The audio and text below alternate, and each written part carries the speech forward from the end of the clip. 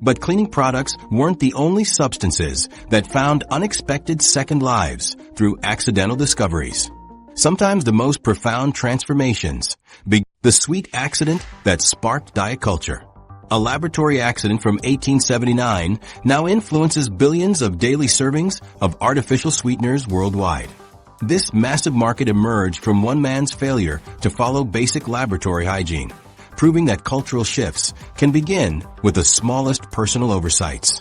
The substance that would eventually reshape how billions of people consume food started in a dimly lit chemistry laboratory at Johns Hopkins University, where a Russian immigrant worked tirelessly on experiments that seemed completely unrelated to human nutrition. Konstantin Fahlberg arrived at Johns Hopkins University in 1878, carrying the ambitions of countless immigrants seeking scientific recognition in America. The young Russian chemist had trained in German laboratories before accepting a research position under Professor Ira Remsen, one of America's most respected organic chemists. Fahlberg threw himself into his work with the intensity of someone who understood that success in American academia required exceptional dedication and breakthrough discoveries that could establish his reputation permanently. Fahlberg's assignment involved experimenting with coal tar derivatives, specifically benzoic sulfamide compounds that had potential applications in dye manufacturing and pharmaceutical development. Coal tar represented a waste product from gas production that chemists were systematically exploring for valuable chemical compounds. The work was meticulous and often dangerous, requiring precise measurements and careful handling of potentially toxic substances. Fahlberg spent countless evening hours in the laboratory, determined to unlock the commercial potential hidden within these industrial byproducts. The research demanded extreme precision as Fahlberg systematically tested different chemical modifications to benzoic acid structures. He documented every experimental variation meticulously, recording molecular weights, crystalline structures, and chemical properties of each compound he created. The work was tedious and often frustrating, as most experiments produced substances with no obvious commercial value. Fahlberg remained committed to his research despite months of disappointing results that yielded only academic knowledge rather than practical applications. Late one evening in February 1879, Fahlberg worked with particular intensity on a series of benzoic sulfamide experiments that had shown promising chemical properties in preliminary testing. He handled multiple compounds throughout the evening, carefully transferring substances between containers while taking detailed notes about their characteristics. The laboratory work continued well past dinner time as Fahlberg pursued a potentially significant breakthrough in his coal tar research. Exhaustion and hunger finally forced him to conclude his experiments for the evening. Fahlberg rushed home to his wife without following his usual laboratory cleanup routine, eager to share dinner after his long day of chemical research. The oversight seemed insignificant at the time, as tired researchers occasionally skipped thorough hand washing when leaving the laboratory late at night. Fahlberg had handled dozens of different compounds throughout the day, and the residues from his experiments remained on his fingers as he sat down to eat with his family.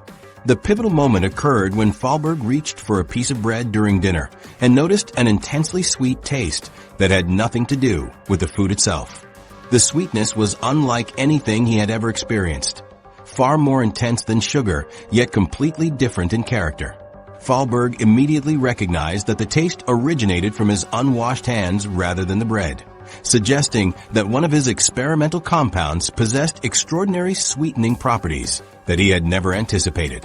Fahlberg returned to his laboratory immediately after dinner, driven by scientific curiosity and the potential significance of his accidental discovery.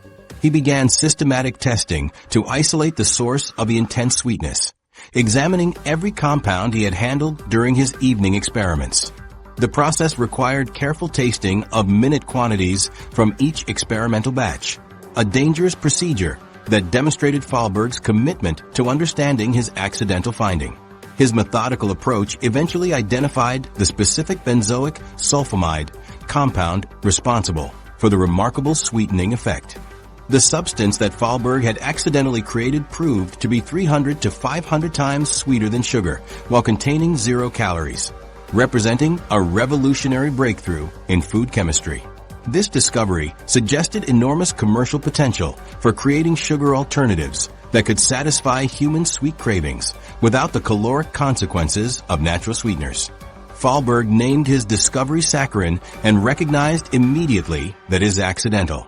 Finding could transform the food industry and generate significant financial returns for whoever controlled the patent rights. However, Fahlberg's partnership with Professor Ira Remsen quickly dissolved into bitter conflict over patent rights and commercial control of the sweetening compound. Remsen believed that discoveries made in his laboratory using university resources belonged to the institution and should be shared with the academic community. Fahlberg argued that his personal oversight and accidental discovery entitled him to individual ownership of the patent rights. The dispute escalated as both men recognized the enormous commercial potential of artificial sweetening technology. Fahlberg ultimately established his own saccharin manufacturing facility after securing patent rights through aggressive legal maneuvering that excluded his former mentor from commercial benefits. This separation marked the beginning of the artificial sweetener industry while destroying Fahlberg's academic relationships permanently. Remsen felt betrayed by his former students' commercial ambitions, leading to a public controversy that damaged both men's reputations within the scientific community. Early 20th century opposition to artificial sweeteners emerged as health officials questioned the safety of consuming synthetic chemicals as food additives. Harvey Wiley, the head chemist at the U.S. Department of Agriculture, led efforts to ban saccharin as a dangerous substance that could harm public health. However, President Theodore Roosevelt dramatically intervened by declaring that anyone who says saccharin is injurious to health is an idiot, effectively legitimizing artificial sweeteners through presidential authority and ending official opposition to saccharin production. Saccharin gained widespread acceptance during both world wars when sugar shortages made natural sweeteners scarce and expensive. Military rationing programs increased civilian reliance on artificial sweeteners, creating widespread familiarity with saccharin-based products. The wartime experience normalized artificial sweetener consumption among Americans who had previously viewed such substances with suspicion. The 1960s diet revolution established artificial sweeteners as essential tools for weight-conscious consumers seeking to reduce caloric intake without sacrificing sweet flavors. Sales of saccharin-based products soared as Americans embraced diet culture and weight loss became a national obsession. Modern brands like Sweet and Low popularized saccharin consumption, making Fahlberg's accidental discovery a household staple.